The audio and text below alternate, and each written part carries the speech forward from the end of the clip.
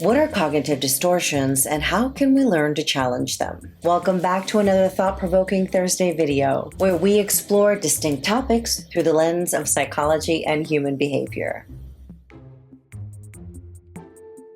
Today we'll explore cognitive distortions and how we can learn to challenge them. Can you recall the last time you were waiting for a friend, or maybe even your partner, to join you for dinner? As you sat at the restaurant, resisting the urge to check your phone, did you have a thought such as, "They always do this," or "They're never on time"? If so, you were experiencing a cognitive distortion, an immediate and inaccurate thought about a situation, because it's unlikely that your partner or friend is late every single time you make dinner plans. If I had asked you the day before about their punctuality, you might have said that they are usually on time. In the moment, though, you experienced a very human and very impactful phenomenon.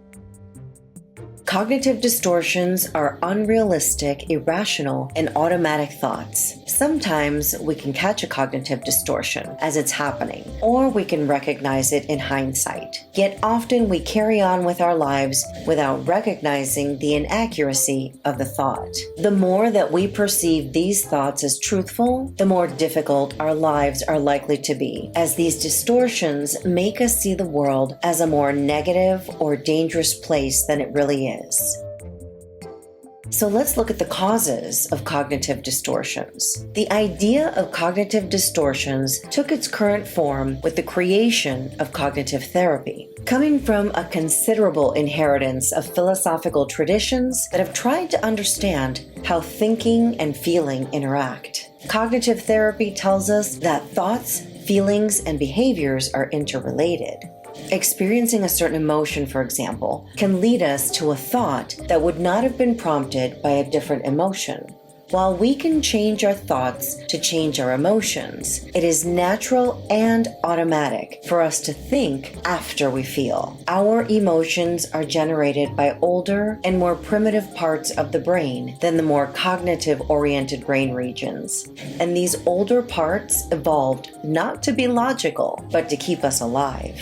Most cognitive distortions are related to experiences of negative emotions, such as feeling threatened, and with good reason, because we've evolved to make quick decisions about whether we are safe, so we can take quick action to protect ourselves. In other words, our brains evolved to bypass slow, logical thinking when immediate gut reactions are required. This is especially true when our brains are not fully developed. In fact, it is as children that we first develop these cognitive distortions. So what are the different types of cognitive distortions?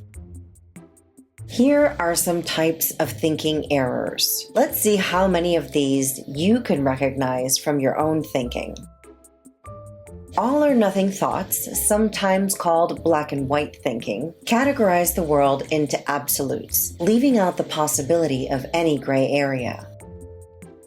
When we mind read, we assume that somebody else is having certain thoughts, often negative, about us. Anytime you've decided your partner, supervisor, or even just a person on the street is judging you without consulting them to find out whether it's true, you're engaging in mind reading. When you create a disaster scenario in your head based on little or no concrete evidence that the event will actually happen, you are catastrophizing.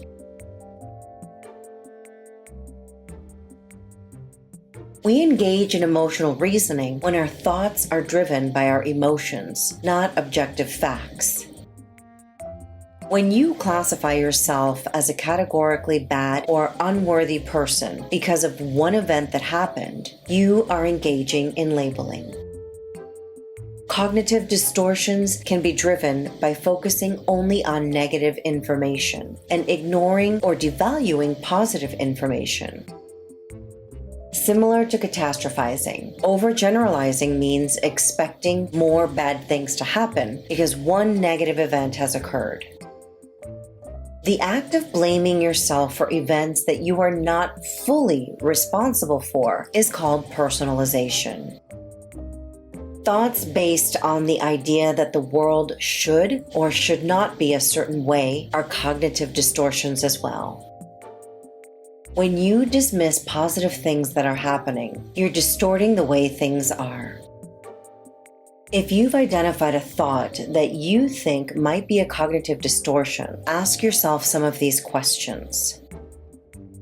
How do I know if my thinking is true? Because simply feeling like it's true isn't enough. What evidence would someone else who isn't experiencing the same emotions or situation as you observe or overlook? For example, if you have the thought that you're a bad person, write down all the evidence that you have both positive and negative qualities. Cognitive distortions usually have very little concrete evidence. Things other people would agree are facts to support them.